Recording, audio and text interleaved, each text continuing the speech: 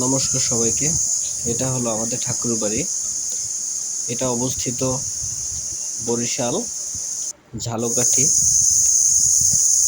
পোনাবালিয়া নামক স্থানে। তো আমি আজ আপনাদের এই ঠাকুর বাড়িটা ঘুরিয়ে ঘুরিয়ে দেখাবো।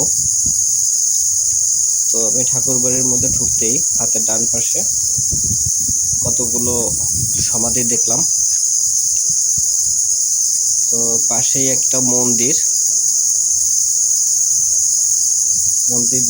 হচ্ছে মহাশ্মশান মন্দির। মহাশ্মশান বলতে একটা কালী মন্দির এটা। তো চলুন আমরা কালীমাকে একটু দর্শন করাই।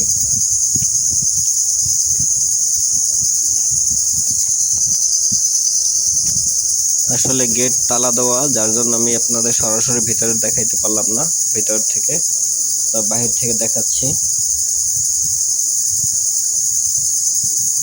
এটা হচ্ছে মহাশ্মশান শ্রী শ্রী মা কালী।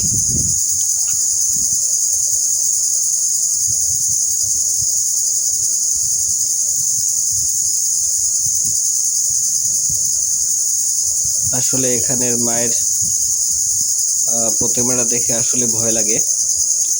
তো আমাদের বাম পাশে একটা বড় একটা বট গাছ দেখতে পাচ্ছি। তা বট গাছের পাশে আর একটা কিছু একটা দেখা যাচ্ছে।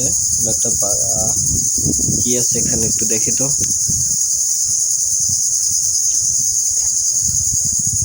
শ্রী শ্রী মৎ স্বামী অবলানন্দ অবধূত যাত্রী নিবাস। মানে দূর থেকে কোনো ঠাকুরের ভক্ত যদি এখানে আসে, যদি কোথাও থাকতে না পারে, তাহলে এখানে আসলে থাকার ব্যবস্থা আছে। দূর দূরান্ত থেকে বাবার ভক্ত যারা আসে এখানে তারা আসলে থাকতে পারে আর কি। তো চলুন আমরা একটু ভিতরের দিকে যাই।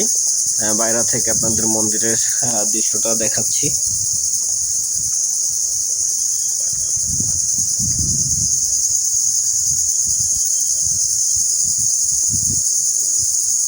আসলে দুপুরের বেলা তো প্রচুর ঝিঝি পোকা আসলে এখানে ডাকাডাকি করতেছে। অবধূত শক্তিমঠ, মানে এখানে আমাদের ঠাকুর উনি বসতেন। তো এখানে বসে ঠাকুর তারা আরাধনা করতেন। তো চলুন একটু সামনের দিকে যাই। এটা হলো মন্দিরের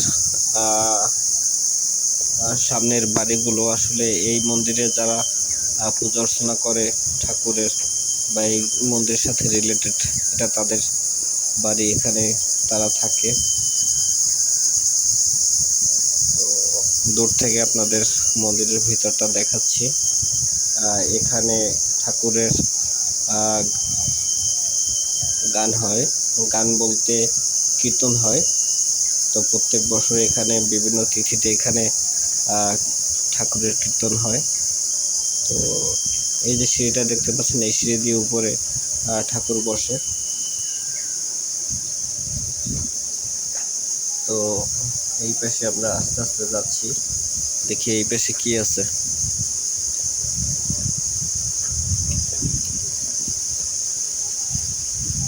একটা বড় একটা আমরা পুকুর দেখতে পাচ্ছি। এই পুকুরের একটা ঘটনা আছে। এই পুকুরটা সাধারণ পুকুর না, কারণ এই পুকুরে আসলে অনেক পবিত্র জায়গার জল আছে। তো এই পাশে একটা আপনার মন্দির দেখা যাচ্ছে, যাই হোক পরে দেখাচ্ছি আপনাদের মন্দিরটা। এখানে কিছু নির্দেশনা আছে, একটু ভালোভাবে একটু আপনারা দেখবেন নির্দেশনাগুলো, তাহলে এই পুকুরের পানি জল সম্পর্কে আপনারা অবহিত হবেন আর কি, যে কতটা পবিত্র এই পুকুরের জল। অনেক পবিত্র জায়গার জল এই পুকুরে আছে।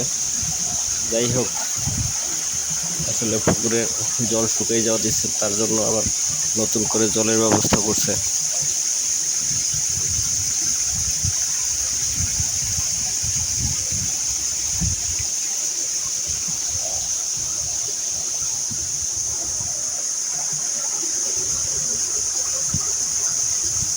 আসলে খুব নীরব একটা জায়গা।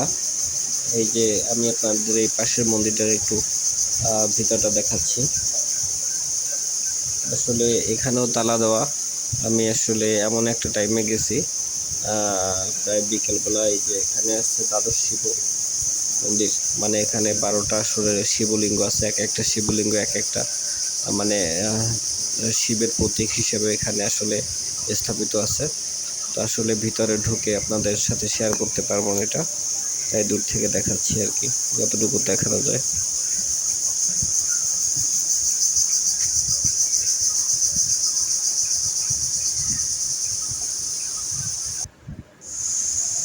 তো আমরা একটু আপনাদের আশ্রমটা দেখাচ্ছি, ঠাকুরের মন্দিরটা দেখাচ্ছি। এই যে দেখেন আপনারা, দেখলেই একটা মনের মধ্যে শান্তি অনুভূত হয়। আসলে অন্যরকম একটা পবিত্রতা মনের মধ্যে চলে আসে এই মন্দিরটা দেখলে। আপনারা যদি সময় করতে পারেন অবশ্যই যাবেন, এখানে গিয়ে ঘুরে আসবেন, দেখবেন আপনাদের খুব ভালো লাগে। তবে আসলে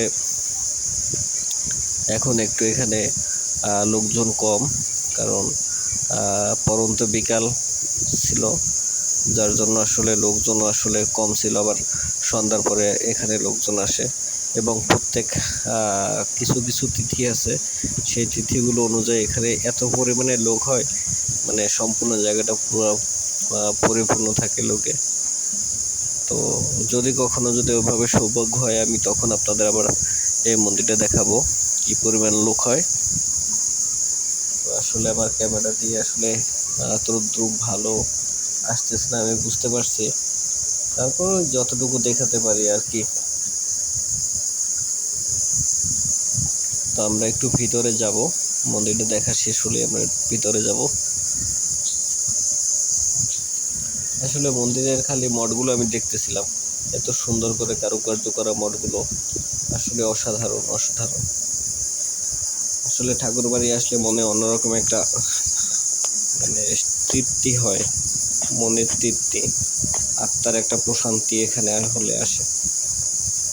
আসলে ঠাকুরের বাড়িতে যাওয়া অনেক দিনের সৌভাগ্য ফল ছিল, কারণ আমি আসবো করে অনেক দিন থেকে, প্রায় 10-12 বছরের বেশি, প্রায় 16-17 বছরের মতো আমি এখানে আসি না। তো আসলাম, যাই হোক। আমার এখানে ঠাকুরের আপনাদের ছবিগুলো দেখাবো। ছবি বলতে ছবিও না, এটা ঠাকুরের তৈরি করে রাখছে এখানে। একে একে আমি আপনাদের সবগুলোকে দেখাচ্ছি।